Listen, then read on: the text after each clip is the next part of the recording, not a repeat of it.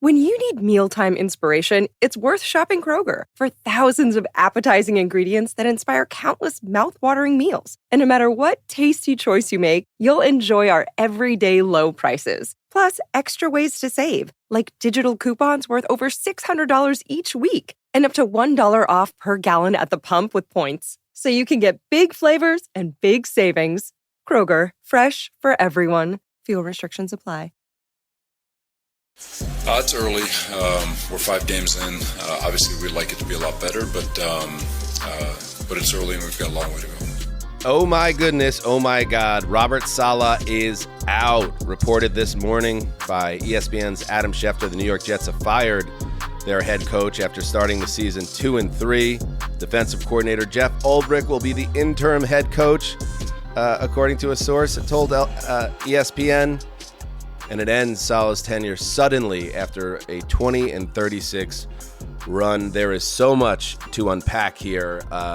Stunning turn of events around the Jets, who enter this season in terms of expectations, in terms of all in terms of pressure to win right now. The Jets are one of those examples in the years we've covered this, and really in recent NFL history of the teams that really pushed all their chips in the center of the table. So Robert Saleh being pushed aside after a slow start is a very intriguing move and maybe a bit of a Hail Mary for a Jets ship that was taking on water quickly. Dan Hanzus here with Marc Sessler. Heed the call. Sessdog, things were going well for the Jets after that Thursday night football game against the Patriots, but a really ugly, grim loss at home against the Broncos, followed by what happened in London and the slow start against the Vikings and Aaron Rodgers throwing 3 interceptions. The Jets obviously decided they needed to change something right now, and the only question now is, or questions, why now and who was behind this? Yeah, I think there are multiple questions around this situation, because you're right. I think you can look at how quickly this suddenly came to this place. In the last 2 games matter a lot. The Broncos game was slightly inexcusable. You looked at that just as a W on your schedule. And we looked at the London game as like, come and prove to us against a very good Vikings team who you are. You went and got this quarterback. You created this offense. You've got the defensive head coach who's got one of the best defenses in the league, metrics-wise. I mean, they really, that he did his job on that side of the ball. And you fall to the Broncos, and you are embarrassed by the Vikings in London, and you've got a long airplane trip home. And I wonder if that cauldron, that voyage back to New York, maybe brought some of this to a head, because there are whispers. We knew already that there were issues, and we can get into this in a second, Dan, between the owner, the head coach. Aaron Rodgers and Saleh certainly didn't seem like 2 peas in a pod. Where is Joe Douglas, your general manager, in this? Where was the Devontae Adams trade? It's like one of these teams with 4 or 5 major moving parts. The organizational structure is confusing. It seems to be one that creates controversy. And I'll ask you, because I can think of one other time in our past podcasting history where I was rustled out of bed to rush to the studio to do an emergency show on a coach firing. That was Hugh Jackson. And it was, Mark, how do you feel about all this? And how do you feel? And the other emergency show was Deshaun Watson, and that seems to be happening to the same 2, 3, or 4 or 5 teams in this league that can't figure it out. Dan, how do you feel? Because, 2 summers ago, you had immense hope, and for a reason. This past offseason, you were measured, but where on earth are you now as a Jets fan? Well, it's complicated, as it often is as a Jets fan, because I don't think Robert Saleh was the answer. I don't think this team was ever going to win a Super Bowl with Robert Saleh. I've been saying it for a year and a half on this podcast that I thought he is not the right guy for the team. I felt that he got over-promoted, and he will land on his feet, and he's got another year left on his contract after this, so he's going to collect paychecks, he's going to get a DC job somewhere, and he's going to look really good doing it. I would not be surprised if Saleh has success in this league. I don't know if as a head coach, but he can coach ball. He could coach one side of the ball. And so the decision here makes sense to me, because I don't think he was someone that really could bring a team together and understood how to take the offensive side and bring it to the defensive side and create an actual team that you could put up against the best in the league. It makes sense that a change was made. And defensive coordinator Jeff Ulbrich now takes over as the interim head coach, and we'll see what he does. He was kind of impressive on Hard Knocks a couple summers ago. But the problem is, while the firing in a vacuum makes sense. Overmatched head coach, off to a slow start in an all-in year for the franchise, like getting rid of him and trying to inject some fresh life into the team. That all makes sense. The process behind it all is what makes you feel why this might not all work out no matter what, because the dysfunction around this organization continues to just permeate. And in this situation, Robert Saleh was done in, and let's make no mistake, Robert Saleh was done in by Aaron Rodgers. Like, yes, Saleh might have been overmatched, but the reason why this is happening now is because Aaron Rodgers runs this organization, and he's run this organization from the moment he was traded to this organization. And I am sick and tired of the Jets' PR propaganda machine, and at our old place, peeing down our leg and telling us it wasn't raining when all these signs were there. I mean, I just go through what's happened with this team in the last 6 months. There was the Egypt trip that Rodgers took, that Saleh went up to the media and said, hey, this is unexcused in terms of an absence. And then Rodgers having to answer to all that, and that becoming the big story of the summer around the Jets. You know that chafed Rodgers.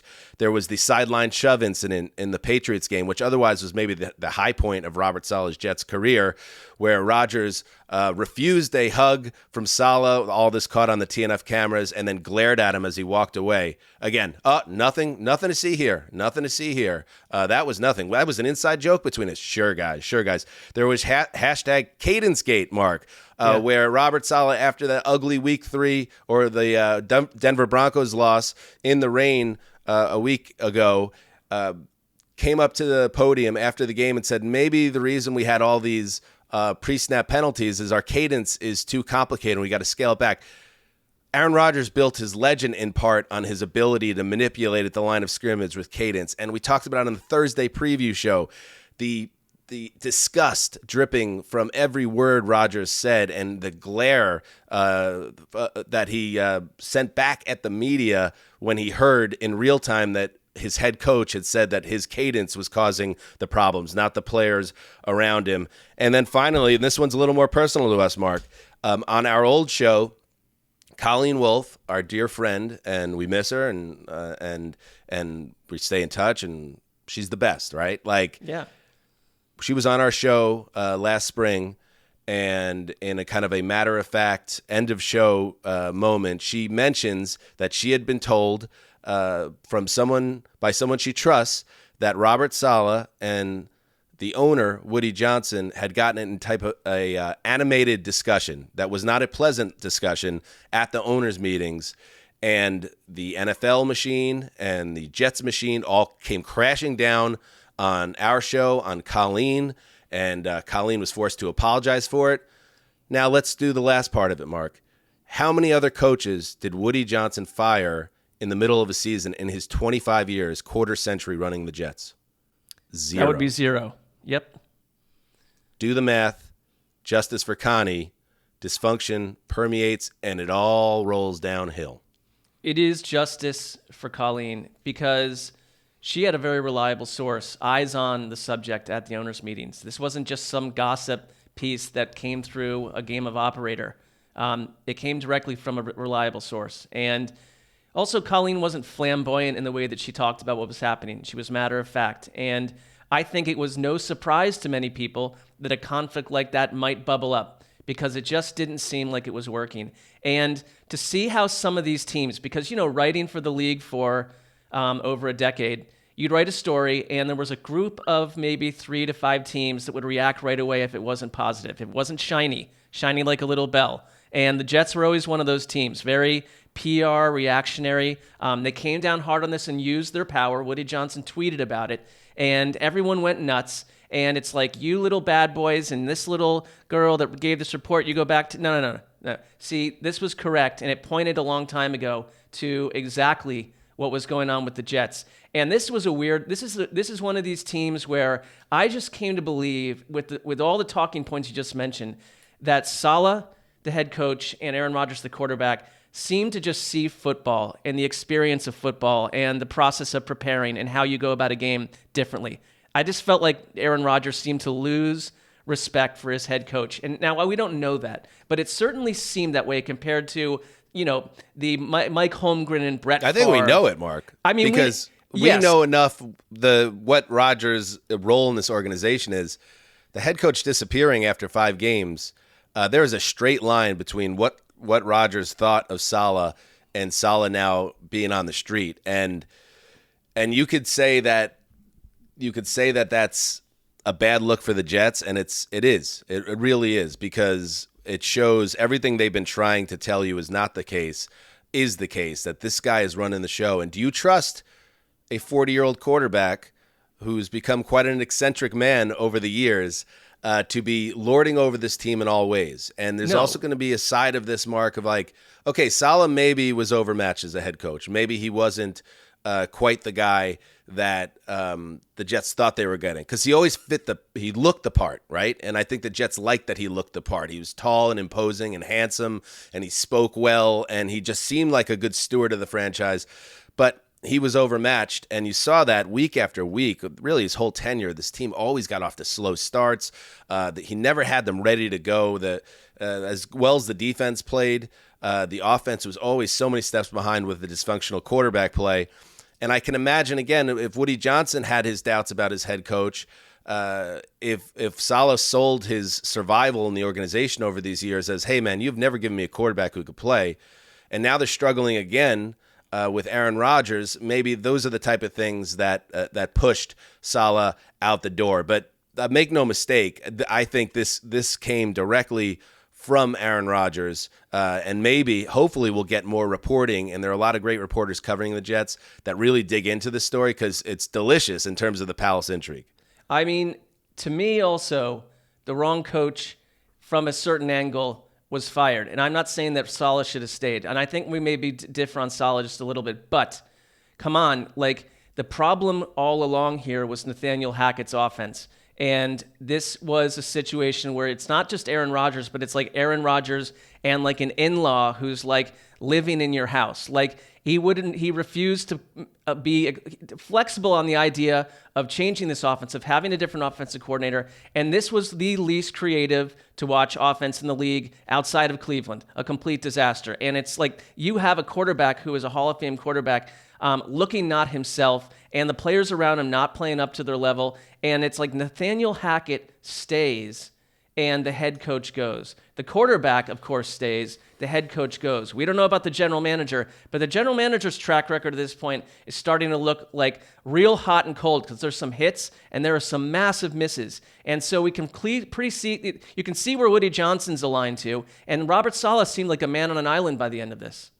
Yeah, I'm wondering where Joe Douglas fits in on this. Like, it was Joe Douglas, not involved. I mean, I'm sure he was involved, and maybe he was prominently involved, but was this an Aaron Rodgers just talking to Woody Johnson thing? Would that shock me? It would not, because it seemed like Douglas and Saleh had a good relationship. But again, we're going to see as more things come out. And you're right. Like, you can't fire the head coach who at least had the defense playing at a high level these past 3 years, and then look the other way on Hackett. But again, follow the breadcrumbs. We all know that Aaron Rodgers and Nate Hackett are close. So Hackett survives, and Saleh, who was not close and did not have a relationship with Rodgers, goes. And, we'll see. And but Davante Adams going to the Jets seems even more a slam dunk to me now, because Rodgers he is pulling the strings, and it's never been more obvious. So that's where we are. If you're Davante Adams, is this where you want to go, to a team that fired its coach an hour ago? Like, I mean, your problem is that you're with a team that fired its coach a year ago and things look shaky. So is this really a landing spot? I guess it depends if, let's say, Aaron Rodgers picks up the phone and calls Davante Adams and said, hey, the biggest problem we had is out of the building now. Things are going to be better now. That might actually be something that Davante Adams could be sold on. I guess that's the other way to look at it. But going back to your original question as we wrap this up, this emergency podcast, always fun. Mark, yes. It's never good news. It's never a good emergency. No. Do I think? Well, it could be. Like, I feel for Saleh in the sense that he is a good guy. He always seemed like a good dude. But at the same time, I think it's the right move for this team because of the stakes, because of the state of the AFC. We were saying it on the Monday night recap. Obviously, the Chiefs are the Chiefs, and the Ravens have shown the ability to play at a high level. And the Texans do, they have a 4-1 record, and they have obviously Super Bowl aspirations that are not unrealistic. But the AFC is wide open. The AFC East is wide open. The Jets, for all their dysfunction, they just fired their coach, and they're playing for first place at home on Monday night against the Bills. So getting Saleh out the door and maybe injecting some life in this building and galvanizing the unit, I think is a risk worth taking. But how they got there and the transparency, not that they didn't mean to be transparent about it, but how easily telegraphed all this was. I'm just, with this team after 35 years of being a fan, I'm just so sick of the dysfunction. And now I'm going to sit in this chair and tell you, well, maybe this will turn out for the best. But I've seen this movie so many times, and everything is pointing to this season going a certain direction, and this just being the latest soap opera element of it.